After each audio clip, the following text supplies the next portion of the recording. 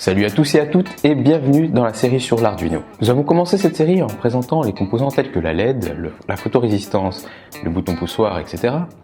afin d'introduire de futurs projets. Mais il serait peut-être plus intéressant de revenir sur les bases mêmes de l'Arduino, à savoir l'hardware et le software. Ok, vous avez raison, on aurait dû faire ça dès le début, mais mieux vaut tard que jamais comme on dit. Bref, nous vous proposons donc 3 épisodes un peu spéciaux, où on parle de tout ça. Le premier épisode, c'est-à-dire celui-ci, concerne la partie hardware. Le second concernera la partie software et l'installation du logiciel, et le dernier épisode va parler un peu de programmation. Sans plus tarder, générique.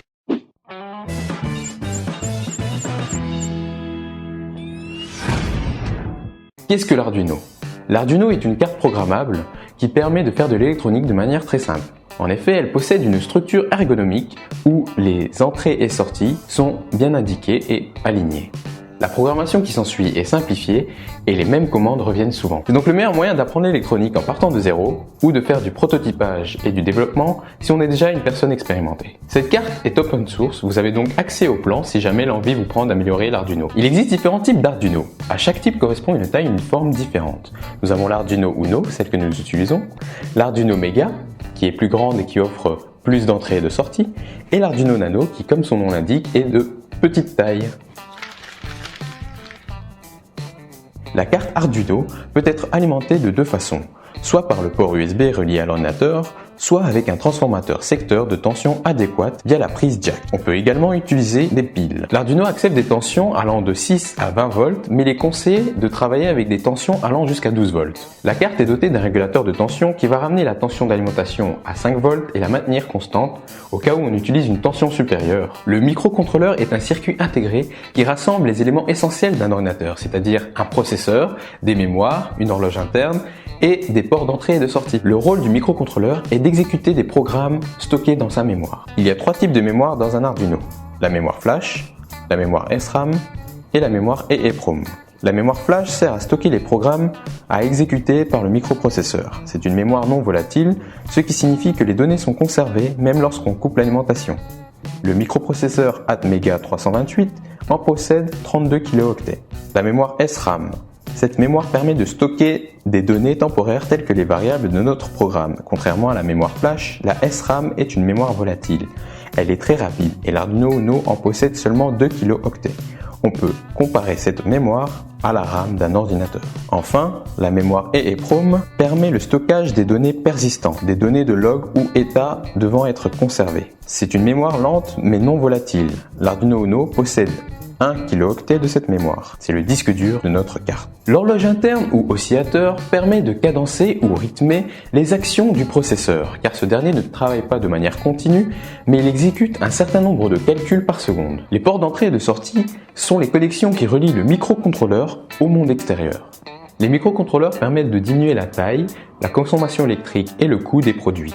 On les utilise dans les systèmes embarqués comme les contrôleurs des moteurs automobiles, les télécommandes, l'électroménager, les jouets, la téléphonie mobile. Les applications sont très nombreuses. En bref, le microcontrôleur perçoit l'influence du monde extérieur via des capteurs, traite ces données, puis envoie des ordres de commande. En quelque sorte, c'est le cerveau de la carte Arduino. Comme on l'a dit précédemment, le microcontrôleur est relié au monde extérieur via ses pattes. Par contre, nous n'avons pas un accès direct à ces dernières.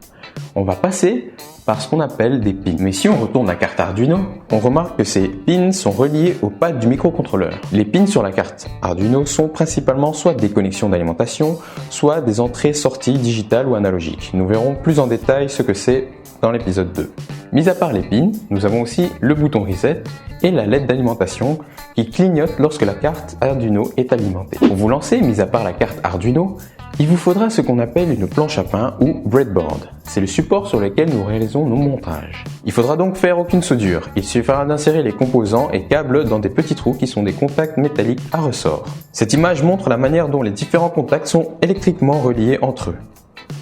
Vous vous doutez bien qu'un circuit réalisé sur une breadboard n'est pas aussi solide qu'un circuit imprimé. Mais ce n'est pas grave, parce que les montages que nous allons faire sont provisoires. Maintenant que vous avez votre carte Arduino et votre breadboard, il vous faudra des composants et quelques câbles pour réaliser vos montages.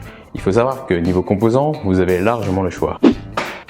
En effet, il existe vraiment beaucoup de composants compatibles avec l'Arduino. LED, moteur, capteur de température, il y a vraiment de tout. Pour ceux qui ne savent pas, il y a déjà 5 épisodes sur la chaîne. Je vous invite à regarder ces épisodes en attendant la prochaine vidéo. Vous vous demandez peut-être ce qu'il est possible de réaliser avec une carte Arduino.